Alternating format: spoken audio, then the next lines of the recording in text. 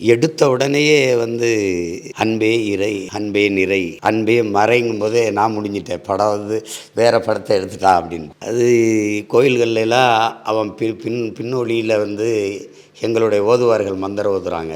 பசியோடு அந்த கோயிலை விட்டு வெளியில் ஏறும்போது ஒரு தூண் ஓரத்தில் நின்று எங்காலும் ஓதுவார் ஒருத்தர் சாப்பாடு கொடுத்தார். அது எல்லாமே ரொம்ப கவனித்து எடுக்கப்பட்டிருக்கு. சொல்லப்போனால் என்னோடய தனிப்பட்ட முறையில் என்னோடய உணர்வு, என்னுடைய வாழ்க்கை, என்னுடைய கனவோடு பொருந்துகிற ஒரு படைப்பு இது. 2 கதாபாத்திரங்கள், அதை சுற்றிய உணர்வு குவியல் அப்படி அழகாக பின்னி எடுத்துகிட்டு போயிட்டேன். குறிப்பாக ஒவ்வொரு காட்சி அமைப்பும் புதுசு. அதில் இந்த ஜல்லிக்கட்டு காளையை பற்றி, அந்த காளை அவருக்கு கிடைச்சது, அது வளர்த்தது, அந்த காளையுடைய அதை பற்றி சொல்கிற அந்த பகுதி எனக்கு ரொம்ப பிடிச்சிருந்தது. தம்பி எண்ணிப்பறந்தலை சொல்லுவது, பெருஞ்சேரலாதனை பற்றி சொல்லுவது, கரிகால் பெருவளத்தானை சொல்லுவது, ரொம்ப நாளைக்கு பிறகு நான் தான் அதை சொல்ல ஆரம்பித்தேன், முப்பாட்டன்கள்னு. அதெல்லாம் கேட்கும்போது எனக்கு ரொம்ப என்னோடய உணர்வோடு அப்படியே ஒன்றி இருந்தது. எங்களுக்கு வரலாறு மறைக்கப்பட்ட ஒரு இனத்தின் மக்கள் நாங்கள். அதை வெளிப்படையாக நாங்கள் ஒத்துக்கிறோம். எங்களுக்கு வரலாறு கிடையாது, வரலாற்று சான்றுகள் கிடையாது, இலக்கிய சான்றுகள் தான். அதை என் தம்பி ஒரு 20 நிமிஷம் அவ்வளோ உருக்கமாக அதை கடத்திருக்கான். எங்களுக்கு வீரப்பெண்ணுனாவே இந்த நிலத்தில் ஜான்சி ராணி தான். எங்கள் பாட்டி வேலுநாச்சியார் பிறந்து இறந்து 85 வருஷம் கழித்து தான் மணிக்கர்ணைங்கிற அந்த ஜான்சி ராணியை பிறக்கிறார். படம்ங்கிறத விட ஒரு காவியம். தங்கச்சி திருமணத்துக்கு வரும்போது அந்த தங்கச்சி கொஞ்ச நேரம் தான் வருது. அது ஒரு காட்சி தான் அந்த திருமணம் ஆகும். அந்த கதாபாத்திரம் நீங்கள் பாருங்கள், அவ்வளவு நெகிழ்ச்சியான ஒரு படைப்பு. அதில் அந்த கல்வெட்டு அவன் நீர்த்திருக்க இடத்துல அந்த சேரலாதன் நெஞ்சில் அம்பு பாஞ்சதோடு அந்த கல்வெட்டு செதுக்கப்பட்டிருக்கிறதெல்லாம் மிக நுட்பமானது. ஒரு அழகான உறவு கவிதை இந்த மெய்யழகன் படம். எல்லாரும் பார்த்து பேராதரவு கொடுங்க. மெய்யழகன் அந்த படத்தோட சுவரொட்டி பயணம் செஞ்சுக்கிட்டு இருக்கும்போது என் வீட்டுக்கு வெளியில் சோறு முழுக்க ஒட்டி இருந்தது.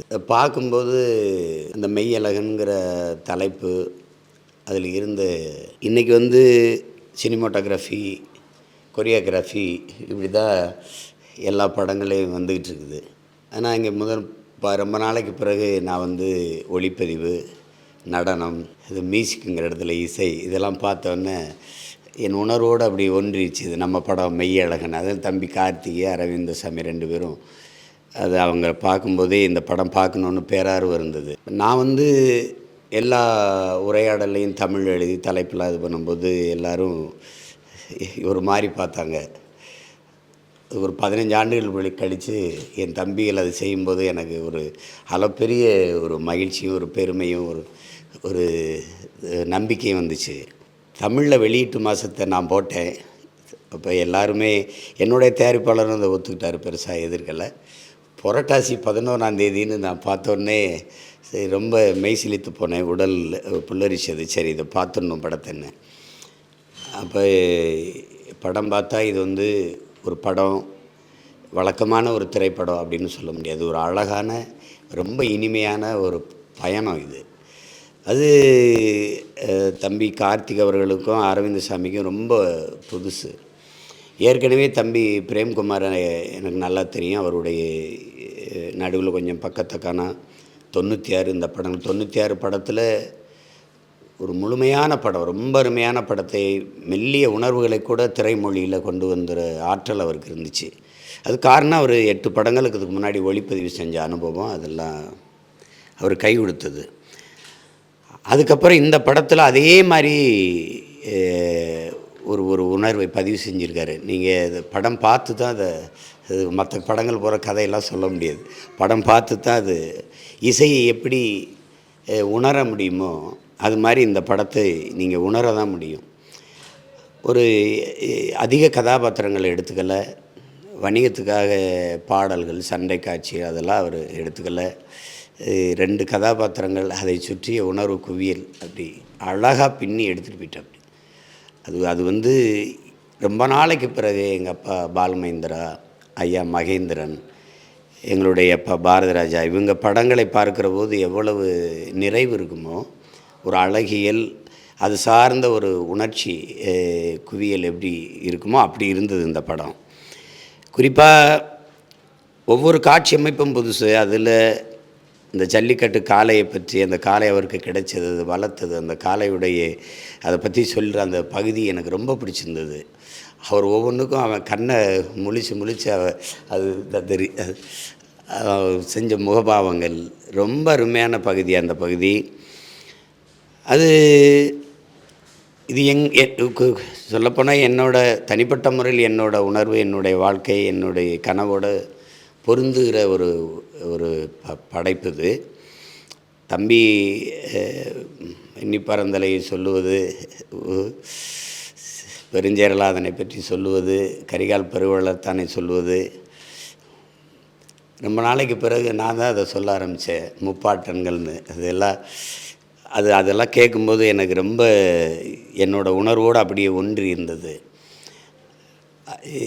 எங்களுக்கு வரலாறு மறைக்கப்பட்ட ஒரு இனத்தின் மக்கள் நாங்கள். அதை வெளிப்படையாக நாங்கள் ஒத்துக்கிறோம். எங்களுக்கு வரலாறு கிடையாது, வரலாற்று சான்றுகள் கிடையாது, இலக்கிய சான்றுகள் தான்.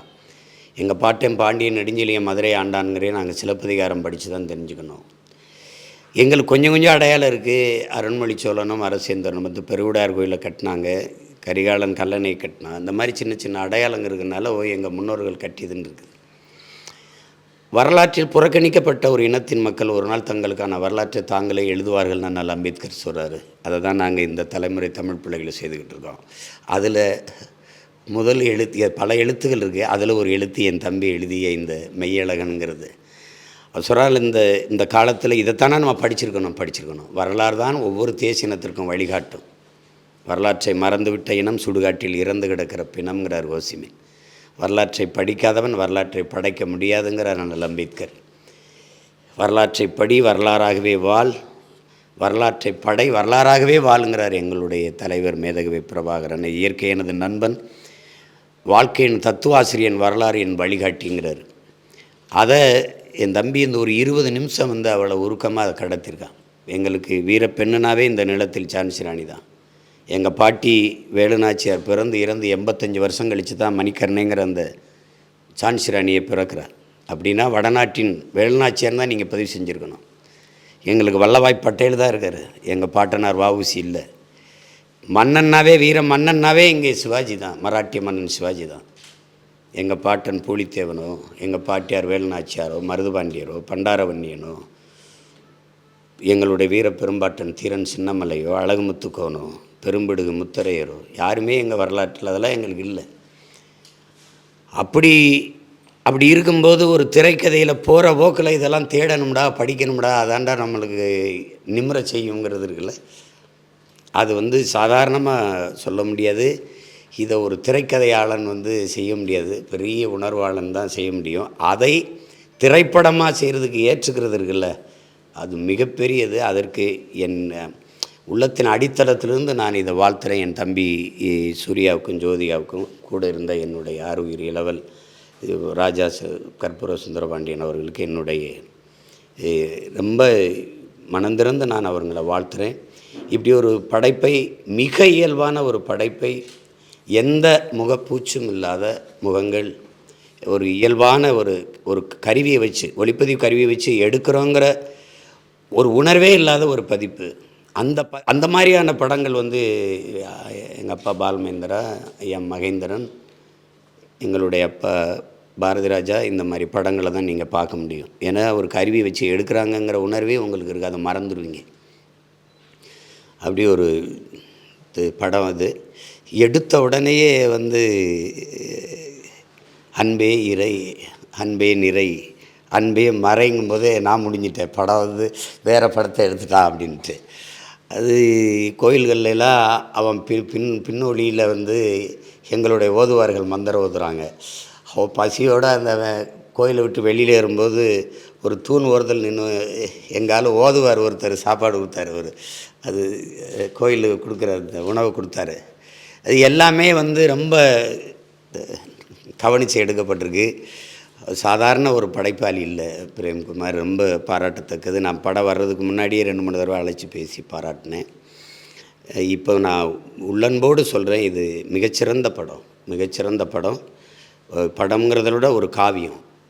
மென்னுணர்வை, மானுட உறவுகளை 2 கதாபாத்திரத்தில் வச்சு, ஒவ்வொரு கதாபாத்திரம் அரவிந்தசாமி அவருடைய கதாபாத்திரம், தம்பி கார்த்திக்கு மனைவியாக வருகிற அந்த கதாபாத்திரம், அவன் அந்த தங்கச்சி திருமணத்துக்கு வரும்போது அந்த தங்கச்சி கொஞ்ச நேரம் தான் வருது, அது ஒரு காட்சி தான் அந்த திருமணம் ஆகும். அந்த கதாபாத்திரம் நீங்கள் பாருங்கள், அவ்வளவு நெகிழ்ச்சியான ஒரு படைப்பை